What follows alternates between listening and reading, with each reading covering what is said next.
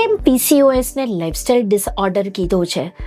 તો લેપ્ટિન હોર્મોન કે જેને સતાઇટી હોર્મોન કહે છે, એ જ હોર્મોન ઇન્સ્યુલિન લેપ્ટિન એક્સેસ કંટ્રોલ કરે છે અને બ્રેનને સમાચાર પહોંચાડે છે કે અહીંયા બધું જ બરાબર છે. HPO એક્સેસ હવે પરિપક્વ થઈ ગઈ છે અને હાઇપોથેલેમસ રેડી છે રિપ્રોડક્ટિવ હોર્મોન્સના સિક્રિશન માટે. આપણે જે પણ ખાઈએ છીએ એના લીધે લેપ્ટિન હોર્મોન્સ પર અસર થાય છે અને એ બ્રેનને ખોટા સિગ્નલ મોકલે છે અને હોર્મોન્સને ઇમ્બેલેન્સ કરે છે. તો પીસીઓએસના સિમ્ટમ્સને રેગ્યુલેટ કરવા માટે, હોર્મોન્સને રેગ્યુલેટ કરવા માટે સારું ખાવું અને સારું સોચવું ખૂબ જ જરૂરી છે. હોમિયોપેથિક મેડિસિન્સ તમને સારા ખાવા અને સારા સોચવામાં મદદ કરે છે અને તમને પીસીઓએસથી દૂર કરી તમારા લેપ્ટિન હોર્મોનને રેગ્યુલેટ કરે છે.